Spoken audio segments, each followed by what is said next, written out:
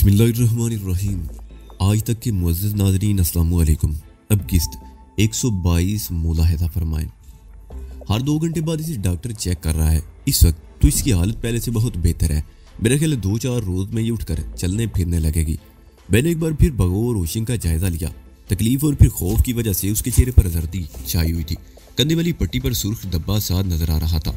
मैंने अपना बायां पैर पलंग की पट्टी पर रख लिया और पतलून का पैंचा कुछ ऊपर उठाकर पिटली पर बंधा हुआ खंजर निकाल लिया। मेरे हाथ में खंजर देखकर होशिंग के चेहरे पर खौफ के साए कुछ और गहरे हो गए। आंखों में वैरानी छा गई। मैंने खंजर की नोक उसके पेट पर बंधी हुई पट्टी के नीचे रखकर हल्का सा झटका दिया। पट्टी कटती चली गई।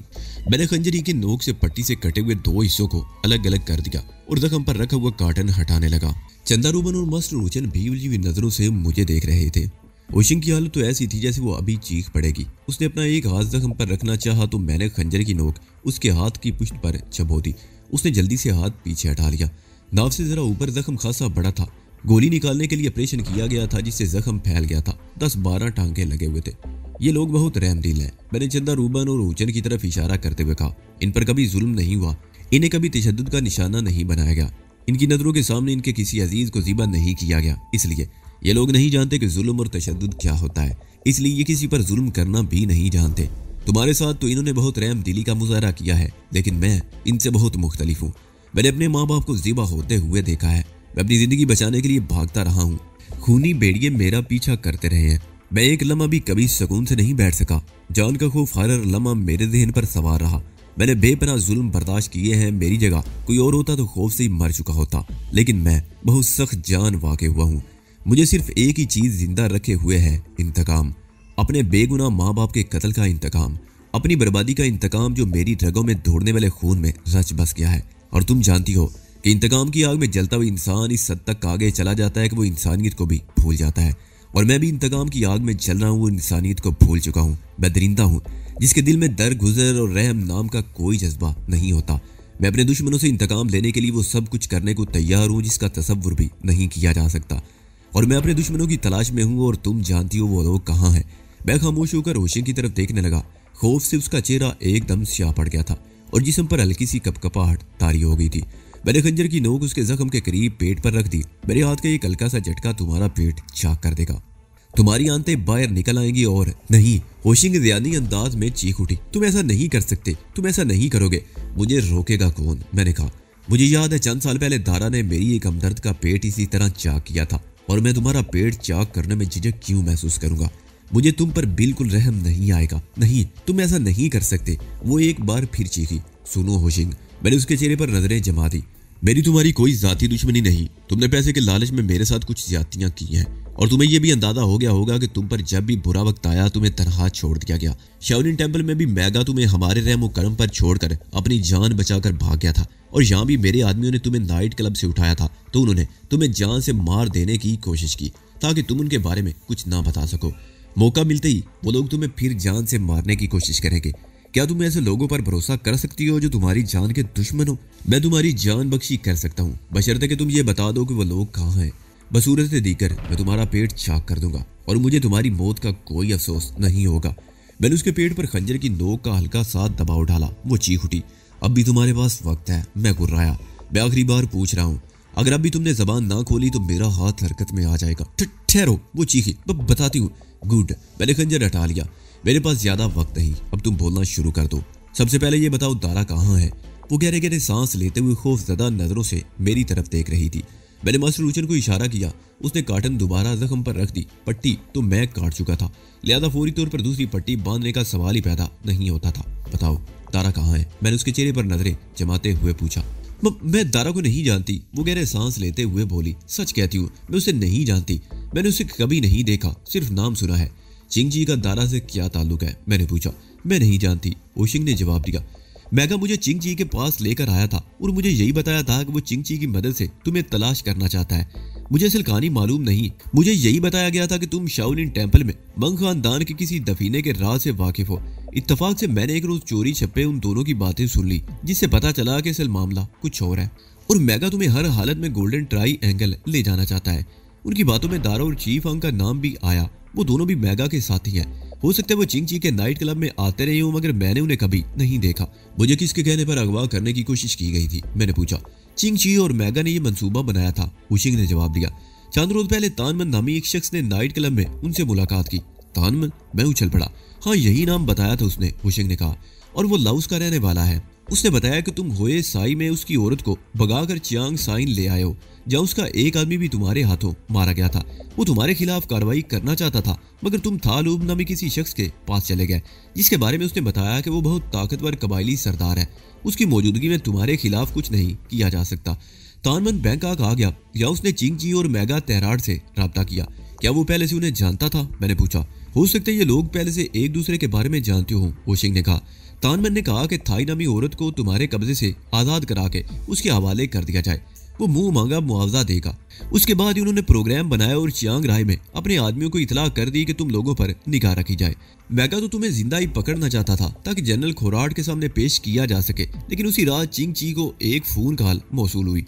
मैं भी उस वक्त उसके करीब ही बैठी हुई थी। चिंग जी ने फोन पर बातें करते हुए कहा था कि तुम लोगों को चियांग राय ही में खत्म कर दिया जाए, और उसके बाद फोन पर उसने चियांग राय में अपने आदमियों को इस किस्म की हदायत भी दी थी। तुम लोग तो चियांग राय में बच गए, लेकिन यहाँ मेगा तेहराड और चिंग ची की शामत आ गई। उन्हें तवक्को नहीं थी कि यहाँ तुम्हारे आदमी इतनी जल्दी कोई कार्रवाई करेंगे, मगर मेगा और चिंग ची को फरार होने का मौका मिल गया। तानमन भी उनके साथ ही था, मगर मैं फंस गई। आज सुबह भी उनके आदमियों ने हमें अगवा करने की कोशिश की थी। मैंने उसके खामोश होने पर कहा, इसका मतलब है कि वो किसी महफूज जगह पर हैं और तुम उनके ठिकाने के बारे में जरूर जानती हो। वो दोनों एक मरतबा मुझे एकामाई रोड पर वाक़े ब्रू नाई के सफारत खाने के पिछली तरफ एक बंगले में ले गए थे। मेगा तो वापस आ गया और मैं चिंगची के साथ 3 दिन उसी बंगले में रही। हो सकता है वो लोग उसी बंगले में छुपे हुए हों। इसके अलावा मैं उनके किसी और ठिकाने के बारे में नहीं जानती, होशिंग ने कहा। वो उस बंगले का नंबर नहीं जानती थी, लेकिन उसने लोकेशन समझा दी, और ये लोकेशन भी उसे ब्रू नाई के सिफारत खाने से याद रह गई थी। वहाँ और कौन कौन हो सकता है? मैंने होशिंग से आखिरी सवाल किया। मुझे नहीं मालूम, होशिंग ने जवाब दिया। जब मुझे वहां ले जाया गया था तो एक बूढ़ी खादमा के सिवा और कोई नहीं था। ठीक है होशिंग, मैंने कहा। मैं इनसे कहूंगा कि डॉक्टर को बुलाकर तुम्हारी ड्रेसिंग कर दी जाए। अगर उस बंगले से चिंग ची या उसके किसी साथी का सुराग मिल गया तो तुम्हें छोड़ दिया जाएगा, और अगर ये पता चला कि चिंग ची या मेगा तेहराड का किसी बंगले से कोई ताल्लुक नहीं और उन्हें वहां आते हुए नहीं देखा गया, तो तुम समझ सकती हो कि तुम्हारा अंजाम क्या होगा। होशिंग ने कोई जवाब नहीं दिया। उसके चेहरे पर खौफ के साथ कर्ब के आसार भी अब नुमाया थे। उसका जख्म खासा सीरियस था और उसे आराम की जरूरत थी, जबकि मैंने उसका जख्म खोलकर खंजर की नोक उसके पेट पर रख दी थी और उसे मजीद दहला दिया था। हालांकि उसे मजीद जख्मी करने का मेरा कोई इरादा नहीं था, लेकिन अगर मैं ये अरबा इस्तेमाल ना करता तो वो जबान भी ना खोलती। उसने अगरचे उस बंगले का पता बता दिया था जहाँ वो चिंग ची के साथ 2-3 दिन रही थी, लेकिन मेरे हवाले से मेगा के बारे में जो कहानी सुनाई थी वो झूठी थी। ये गलत था कि मेगा ने उसे किसी खजाने में हिस्से का लालच दिया था। शाओलिन टेंपल में उसने मुझे कोई और कहानी सुनाई थी। हम तीनों उस कमरे से बाहर आ गए। मास्टर रूशन ने चौखट पर लगा हुआ बटन दबाकर दरवाजा बंद कर दिया। तोरान इसी दौरान में बाहर ही खड़ा रहा था। उसने उचन का इशारा पाकर दूसरे कमरे का दरवाजा खोल दिया। वो दरवाजा भी इसी किस्म का था। इस लिहाज से यह तहखाना इस हद तक महफूज हो गया था कि कमरों के दरवाजे बंद करने के बाद अगर तहखाने में आमदोरफ्त का रास्ता खुला भी रह जाता तो कैदियों के फरार होने का अंदेशा नहीं था। दूसरा कमरा भी इसी तरह का था। सपाट दीवारें और एक बेड। पिछली तरफ एक बेडरूम था। वो आदमी बेड पर इस तरह बैठा हुआ था कि उसने दायां घुटना खड़ा कर रखा था। पांचा ऊपर चढ़ा हुआ था और पिंडली खून आलूद थी। जख्म ज्यादा गहरा नहीं था। मास्टर रूचन ने बताया कि सड़क पर जब पुलिस आ गई तो उस शख्स ने भागने की कोशिश की थी, मगर तोरान ने उसकी टांग पर खंजर से वार करके जख्मी कर दिया। जख्म अगरचे मामूली था, मगर मुसलसल खून बहने की वजह से उसकी टांग तर थी और खून जूते पर भी जमा हुआ था। हमें देखकर वो एक झटके से खड़ा हो गया। खड़े होते हुए उसने सिर्फ एक टांग पर जोर दे रखा था। उसके चेहरे पर खौफ के तासरात नुमाया हो गए। तोरान, इनसे पूछो किसने किसके कहने पर हमें अगवा करने की कोशिश की थी और ये लोग हमें कहाँ ले जाना चाहते थे। मैंने तोरान की तरफ देखते हुए कहा। तोरान ने अपने लिबास में छुपा हुआ खंजर निकाल लिया। उसने आगे बढ़कर खंजर को उसके चेहरे के सामने लहराया और अचानक ही बाएं हाथ का पंच उसके जबड़े पर रसीद कर दिया। वो शख्स कराता हुआ पुश्त के बल बेड पर गिरा। तोरान भी छलांग लगाकर उसके सीने पर सवार हो गया। बाएं हाथ से उसके बाल जकड़ लिए और खंजर उसके कान से जरा नीचे गर्दन पर रख दिया। यहाँ से तुम्हारी सिर्फ एक नस कटेगी और तुम्हारे जिस्म का सारा खून बह जाएगा। तोरान के हल्क से भेड़िए जैसी हुर्राहट निकली। मैं बताता हूँ, वो शख्स सकलाया। उसका चेहरा खौफ से एकदम स्याह पड़ गया। तोरान ने मेरी तरफ देखा। मैंने सर हिला दिया और वो उस शख्स को छोड़कर अलग हट गया। वो शख्स भी उठकर बैठ गया। वो कुछ देर तक अपना जबड़ा सहलाता रहा, फिर बोला, मेगा तेहराड ने हुक्म दिया था कि तुम लोगों को एयरपोर्ट से अगवा करके बरूनाई की सिफारत खाने के पीछे एक बंगले में पहुंचा दिया जाए। वहां वो लोग हमारा इंतजार करते। प्रोग्राम के मुताबिक हमें ज्यादा से ज्यादा 1 घंटे में वहां पहुंच जाना चाहिए था, मगर अब 2 घंटे हो चुके हैं। उन्हें गड़बड़ की इतला मिल चुकी होगी और वो लोग वहां से चले गए होंगे।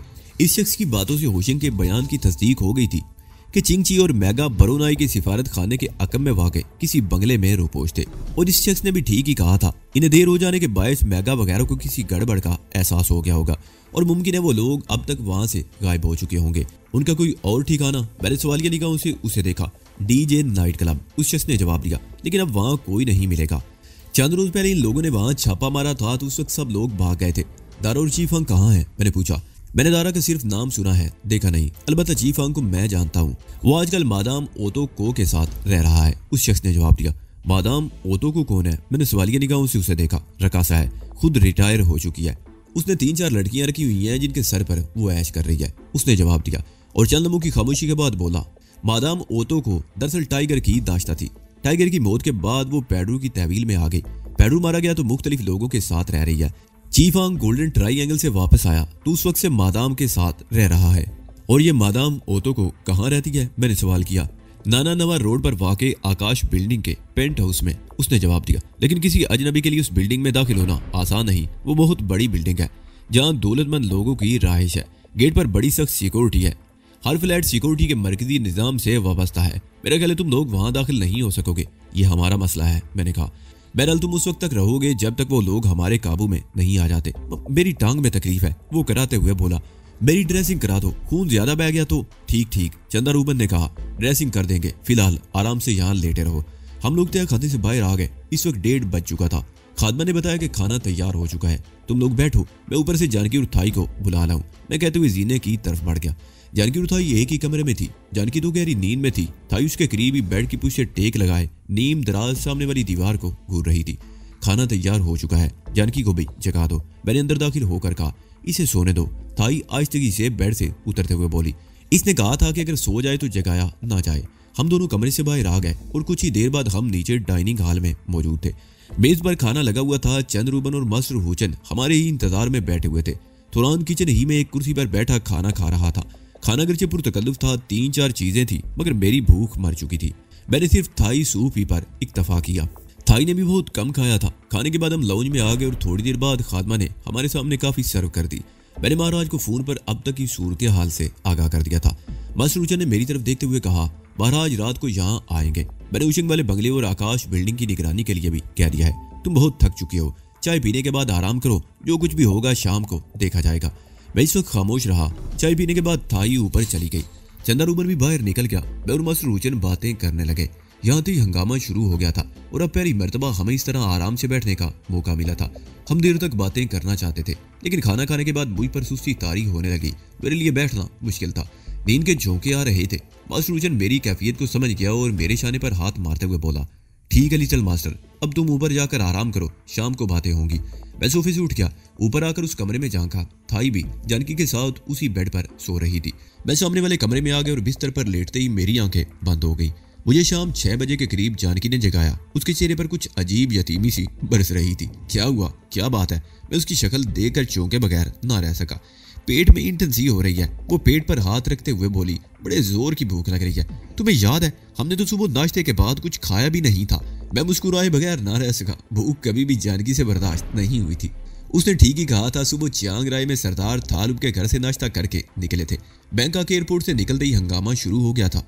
12 बजे के करीब उस बंगले में आकर एक कप कॉफी का पिया था और फिर 2 बजे के करीब हमने तो खाना खा लिया था, मगर जानकी उस वक्त सो रही थी। हमने तो दोपहर को खूब पेट भर कर खाना खाया था। मैंने जानकी की तरफ देखते हुए कहा, तुम सो रही थी और तुम ही ने थाई को मना किया था कि जगाया ना जाए। उस वक्त बड़े जोर की नींद आ रही थी, जानकी बोली, और अब बड़े जोर की भूख लग रही है। मैंने कहा, थाई कहाँ है? वो बाथरूम में है, जानकी ने जवाब दिया। नीचे खादमा से जाकर कह दो ना कि तुम्हें कुछ खाने को दे दे। लेकिन ठहरो, मैं खुद कह कर आता हूँ। चाय के लिए भी कह दूंगा। मैं कहते हुए कमरे से बाहर आ गया। नीचे ना तो मास्टर हुचन था और ना ही चंदा रूबन। वो दोनों बाहर गए हुए थे। अलबत्ता तुरान बाहर बरामदे में बैठा हुआ था। किचन में बर्तनों की आवाज आ रही थी। मैं किचन के दरवाजे पर आ गया। खादमा मेरी तरफ देख कर मुस्कुरा दी। चाय की तलब हो रही है, वो बोली। चंद मिनट लगेंगे, बस मैं तैयार कर रही हूँ।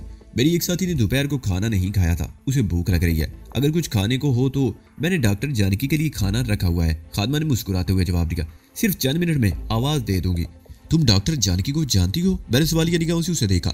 कई साल पहले मैंने अपनी बेटी का इलाज इसी से करवाया था, बल्कि ये कहना चाहिए कि इसने मेरी बेटी को नई जिंदगी दी थी।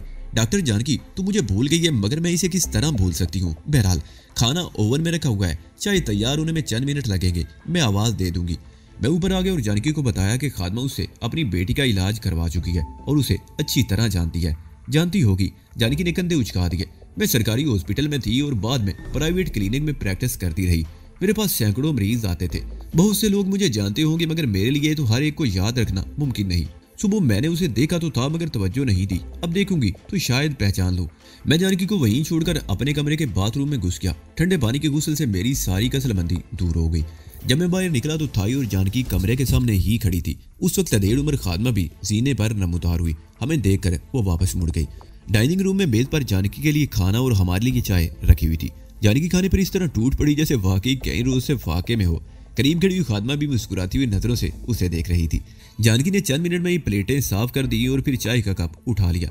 इसी दौरान में हमारे चाय के कप सिर्फ आधे ही हुए थे।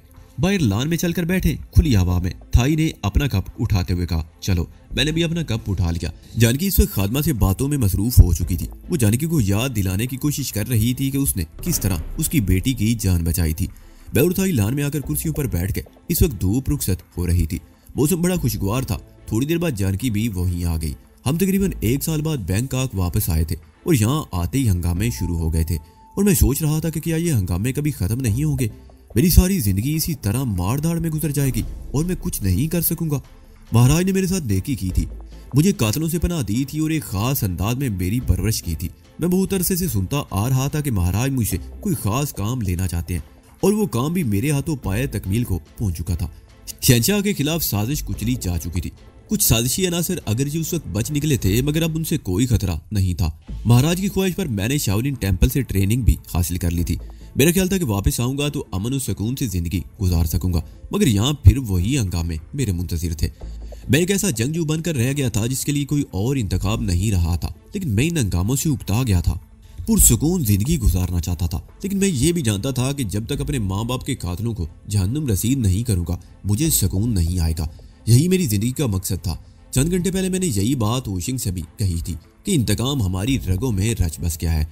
हम बाज़ औक़ात इंतकाम की आग में जलते हुए उस हद तक आगे चले जाते हैं कि इंसान और इंसानियत को भी भूल जाते हैं। इंतकाम की आग में जलते हुए मैं भी इंसानियत को भूल गया था, लेकिन अपनी बर्बादी के साथ मुझे उन लोगों का भी ख्याल था जो मेरी खातिर बर्बाद हुए थे, अपनी जानें तक कुर्बान कर दी थी, अपना सब कुछ लुटा दिया था। थाई जान की चंद साल पहले तक इसी शहर में ऐशो आराम की जिंदगी गुजारती थी, आज़ादी से घूमती फिरती थी, कोई खौफ नहीं था। लेकिन मेरा साथ देने के जुर्म में इनका सब कुछ बर्बाद कर दिया गया था। इन्हें हर चीज से हाथ धोने पड़े थे। अपनी जान के खौफ से मेरे साथ दुनिया के एक मुल्क से दूसरे मुल्क तक भागती फिरी थी और अब भी इस बंगले में छुप कर बैठी हुई थी। क्या ये भी मेरी तरह जिंदगी भर ऐसे ही भागती रहेंगी? मैं भी ये सब कुछ सोच ही रहा था, कार के हॉर्न की आवाज से मेरे ख्यालात मुंतशिर हो गए। आवाज गेट के बिल्कुल सामने से आई थी। मैंने गर्दन घुमाकर उस तरफ देखा। गेट की जुड़ियों से रोशनी अंदर आ रही थी। वो कार गेट के सामने ही खड़ी थी। मेरा ख्याल था कि बरामदे में बैठा हुआ तौरान उठकर गेट खोलेगा, मगर वो अपनी जगह पर बैठा रहा और फिर उसी लम्हे कड़क की हल्की सी आवाज सुनाई दी और गेट के दोनों पट खुद ब खुद अंदर की तरफ खुलने लगे। गेट में इलेक्ट्रिक सिस्टम था और अंदर ही अंदर से कोई बटन दबाकर गेट खोला गया था। और अब ये बात भी मेरी समझ में आ गई थी कि सुबह जब हमारे आने पर गेट खुला था तो कोई आदमी दिखाई क्यों नहीं दिया था। उस वक्त भी खादमा ने अंदर ही से बटन दबाकर गेट खोला था। कार अंदर दाखिल होने के बाद गेट बंद हो गया। कार पोर्च में जाकर रुकी। मैंने स्टीयरिंग के सामने मास्टर रूचन को देख लिया था। मैंने जानकी और थाई को वहीं बैठने का इशारा किया और खुद उठकर कार के करीब आ गया। मास्टर रूचन जैसे इंजन बंद करके कार से उतरा, मैंने उसे भो किया और फिर हम दोनों लान में आ गए। मैं तो सारा दिन सोया रहा। कोई खास खबर मास्टर? मैंने पूछा। चिंगची के बंगले और आकाश बिल्डिंग की निगरानी की जा रही है, मास्टर रूचन ने जवाब दिया। चिंगची के बंगले में किसी को आते जाते नहीं देखा गया। अलबत्ता चीफ आंग के बारे में इतला मिली है कि वो आकाश बिल्डिंग ही में रह रहा है, लेकिन वो 3 बजे के करीब बिल्डिंग से बाहर गया था और अभी तक पलट कर नहीं आया। वो जैसे ही वापस आएगा बिल्डिंग पर हल्ला बोल दिया जाएगा। चंदा रूबन कहाँ है? मैंने पूछा। वो अपने जाती काम से कहीं गया हुआ है, 9 बजे तक वापस आ जाएगा, मास्टर रूचन ने जवाब दिया। इसी दौरान में खादमा मास्टर रूचन के लिए चाय बनाकर ले आई। चाय के दौरान में मास्टर रूचन बोलता रहा। जानकी और थाई खामोशी से उनकी बातें सुनती रही। हम काफी देर लान में बैठे रहे और फिर उठकर अंदर आ गए। 9 बजे के करीब चंदा रूबन भी पहुंच गया और उसके थोड़ी देर बाद एक और गाड़ी गेट के सामने आ रुकी। मास्टर ने बरामदे वाले दरवाजे के करीब ही स्विच बोर्ड पर लगा हुआ एक बटन दबा दिया। बाहर का गेट खुल गया। मैं जिस जगह बैठा हुआ था वहां खिड़की से बाहर का गेट साफ नजर आ रहा था। सफेद रंग की एक बहुत शानदार लंबी सी कार गेट में दाखिल होकर पोर्च में चंदा रूबन की कार के पीछे आ रुकी। बरामदे में जलने वाली ट्यूब की रोशनी में कार में बैठे हुए अफराद को देखकर मैं एक झटके से उठ गया। मास्टर और चंदा रूबन भी दरवाजे की तरफ लपके। हम जब बरामदे में पहुंचे तो कार के ड्राइविंग साइड का दरवाजा खुल चुका था। एक बावर्दी शोफर नीचे उतरकर पिछली सीट का दरवाजा खोल रहा था। पिछली सीट पर रत्ना कोसन और उसके साथ एक औरत बैठी हुई थी। आगे पैसेंजर सीट पर महाराज बैठे हुए थे। मास्टर ने तेजी से आगे बढ़कर पैसेंजर सीट का दरवाजा खोल दिया और महाराज भी नीचे उतर आए। मैं आगे बढ़कर महाराज के सामने अदब से झुका। महाराज इसमें मामूल बुद्ध बख्शियों वाले लिबास में थे। पीली चादर जो मखसूस अंदाज में जिस्म पर लिपटी हुई थी, पैरों में स्लीपर थे। वो चंद लम्हे मेरी तरफ देखते रहे और फिर दोनों बाहें फैला दी। मैं बेइख्तियार होकर महाराज के सीने से लिपट गया। न जाने क्यों मेरी आंखों से आंसू बह निकले थे और मेरी हिचकियां बंध गई। महाराज मुझे सीने से बिंचे रहे और एक हाथ से मेरा कंधा थपथपाते रहे। महाराज वांग विंग जाए मेरा रूहानी बाप भी था। उसे देखकर मैं अपने जज्बात पर काबू नहीं रख सका था और महाराज ने मेरे लिए जिस तरह अपनी आगोश वाह की थी उससे तो मैं और भी बेकाबू हो गया था और उनके बूढ़े सीने से लिपटकर बेइख्तियार रो दिया। महाराज ने मुझे अपने से अलग किया, दोनों बाहों से पकड़कर मेरे चेहरे को देखते रहे। उनके ऊँटों पर बड़ी पूरी इसरार सी मुस्कुराहट आ गई थी। फिर उन्होंने मेरी पेशानी पर बोसा दिया और रत्ना कोसन की तरफ इशारा करते हुए बोले, रत्ना कोसन भी तुमसे मिलने को बेचैन थे। मैंने रत्ना कोसन को बो किया। उसने भी मुझे सीने से लिपटा लिया और मेरी पेशानी पर बोसा दिया। मुझे तुम पर फख्र है माईसान, पूरी कौम को तुम पर फख्र है। मैं पूरी थाई कौम और शहनशाह की तरफ से तुम्हारा शुक्रिया अदा करता हूँ। 1 साल पहले तुमने जो कारनामा अंजाम दिया था उससे ये मुल्क एक बहुत बड़ी तबाही से बच गया था। शहनशाह खुद तुमसे मिलकर तुम्हारा शुक्रिया अदा करना चाहते थे मगर अपने दुश्मनों का ताकुब करते हुए आगे निकल गए थे। शहनशाह को तुम्हारी आमद की तरह मिल चुकी है, वो भी तुमसे मिलने को बेचैन है। रत्ना कोसन रुके बगैर बोलता चला जा रहा था और मैं अपने आप को हवाओं में उड़ता हुआ महसूस कर रहा था। और इनसे मिलो, वो आखिर में कह रहा था, मादाम एना कोर्निको, मेरी मिसेज, ये खास तौर पर तुमसे और तुम्हारी दोस्तों थाई और जानकी से मिलने आई है। मैंने मादाम एना कोर्निको को भो किया। उसने मेरा चेहरा दोनों हाथों में लेकर मेरी पेशानी पर बोसा दिया और मुस्कुराती हुई नजरों से मुझे देखने लगी। मादाम एना कोर्निको बड़ी शानदार औरत थी। उसकी उम्र 45 के लगभग रही होगी। उसने रवायती थाई लिबास पहन रखा था। सर पर बालों का गोल जूड़ा बना हुआ था जिससे निकली हुई बालों की एक लीट पेशानी पर लटकी हुई थी। जिस्म सेहतमंद और चेहरे के नकूश बहुत दिल फरेब और आंखों में सितारों जैसी चमक थी। उसकी उम्र अगरचे 45 से कुछ ऊपर ही होगी लेकिन वो अपनी उम्र से बहुत कम नजर आ रही थी। मजमूई तौर पर वो बहुत शानदार और पुरवकार और हसीन औरत थी। हम लोग चंद मिनट वहीं खड़े रहे और फिर अंदर आ गए। जानकी उठाई उन्हें देखकर उठ गई। मादाम एना कोर्निको बड़े पुरजोश अंदाज में उन्हें बारी बारी गले लगाकर मिली। थोड़ी देर बाद चंदा रूबन के कहने पर खादमा ने हम सब के सामने काफी सर्व कर दी और फिर बातों का सिलसिला चल निकला। रत्ना कोसन की बातों से ये सनसनीखेज इंकिशाफ हुआ कि 1 साल पहले अगर हम शहनशाह के खिलाफ उस साजिश को नाकाम ना बनाते तो यहाँ एक खौफनाक खाना जंगी शुरू हो जाती और ये मुल्क तबाह हो जाता। गुफ्तगू में सरदार थालुब का भी जिक्र आया था। रत्ना कोसन के कहने के मुताबिक सरदार थालुब को हुकूमत में एक आला ओहदे की पेशकश की गई थी जिसे उसने कबूल नहीं किया। ताम उसकी खिदमात के पेश नज़र बर्मा और गोल्डन ट्राई एंगल की सरहद के साथ साथ आबाद थालुब के कबीले और दूसरे कबाइल को भी बहुत सी मराद दी गई थी। थालुब के मशवरे से उन कबाइल की बहबूद के लिए एक मंसूबा बना लिया गया था। जिन कबाइली इलाकों में पोस्ट काश्त की जाती वहां दूसरी सेहतमंद फसलों की पैदावार के लिए मंसूबे बनाए जा रहे थे। सरदार थालुब इन्वायरमेंट फ्रेंडली के नाम से भी एक मंसूबा बनाया था। उस तंजीम के तहत देई तरक्याती प्रोग्रामों के अलावा और भी कई रफाई प्रोजेक्ट्स ने काम शुरू कर रखा था। उस प्रोजेक्ट के तहत मुनशियात के आदी अफराद की बहाली का एक और इदारा भी शामिल था। मुझे याद आ गया कि रंगोली अपनी आमदनी का 90% हिस्सा उसी इदारे को अतिये के तौर पर देती थी और उसे शायद मालूम नहीं था कि ये इदारा सरदार थालुब की निगरानी में काम कर रहा था। मुझे खुशी हुई कि सरदार थालुब को हुक्मरान तबके में इस कदर पजीराई हासिल हुई थी और सच्ची बात तो ये है कि वो उसका हकदार भी था। उसने अपने कबीले की फलाह व बहबूद, मुल्क की सलामती और इंसानियत की खिदमत के लिए बहुत काम किया था और कर रहा था। मादाम एना कोर्निको तो जानकी और थाई से बातें करने लगी थी और हम अलग बैठे ताज़ा तरीन सूरत हाल पर तबादला ख्याल कर रहे थे। अब सूरत हाल पहले जैसी नहीं रही थी। रत्ना कोसन कह रहा था, शहनशाह के खिलाफ साजिश कुचली जा चुकी है। जो इक्का दुक्का अनासर बच निकले हैं वो रोपोश है। उनसे बहरहाल हुकूमत को कोई खतरा नहीं है। बैंकॉक और दूसरे बड़े शहरों में दहशत गर्दी, गुंडागर्दी, मुनशियात फरोशी की बढ़ती हुई सरगर्मियां भी दरअसल इसी साजिश का एक हिस्सा थी। खाना जंगी की मुकम्मल तैयारी कर ली गई थी, मगर इस साजिश के मरकजी किरदारों की मौत के साथ ही सूरत हाल भी बदल गई थी। वो चंद लम्हों को खामोश हुआ, फिर बात जारी रखते हुए कहने लगा, टाइगर और पेड्रो तुम्हारे हाथों खत्म हो गए थे। वो गुरु अगरचे अब भी मौजूद हैं, मगर बहुत कमजोर पड़ चुके हैं। उनके खिलाफ भी बहुत जल्द हुकूमत एक क्रैकडाउन शुरू करने वाली है, जिनसे उन गिरोहों का खात्मा कर दिया जाएगा। गैर मुल्कियों पर भी निगाह रखी जाएगी। दारा जैसे लोगों को तलाश किया जा रहा है और बहुत जल्द तुम ये खुशखबरी सुनोगे कि धरती उनके नापाक वजूद से निजात हासिल कर चुकी है। पेड्रो के गैंग को कौन लीड कर रहा है, मैंने पूछा। चिंग ची, रत्नाकुसन ने जवाब दिया। वो एक थर्ड क्लास नाइट क्लब का मालिक और थर्ड रेट गुंडा है। ऐसे लोगों पर काबू पाना कोई मुश्किल काम नहीं होता। पुलिस का एक मामूली इंस्पेक्टर भी उसे पकड़कर सलाखों के पीछे बंद कर सकता है। मगर यहाँ कुछ सियासी मसलतें हायल हैं, जिस वजह से उनके खिलाफ अभी तक कोई मौसर कार्रवाई नहीं हो सकी। मसलन क्या मसलतें हैं? मैंने सवालिया निगाहों से उसे देखा। चिंगची को एक सियासी लीडर की पुष्टपनाही हासिल है, रत्नाकुसन ने जवाब दिया। पहले तो सूरत-ए-हाल ये थी कि हम उस सियासी लीडर को भी नाराज नहीं करना चाहते थे, लेकिन एक मामले में उस सियासी लीडर पर भी हमें कुछ शुबा था। खुफिया तौर पर उसकी निगरानी की जा रही थी। वो ऐसी गैर कानूनी सरगर्मियों में मुलव्वस पाया गया है जो हुकूमत और आवाम के लिए नुकसानदेह साबित हो सकती हैं। इसलिए बहुत जल्द उसके खिलाफ भी कार्रवाई होने वाली है।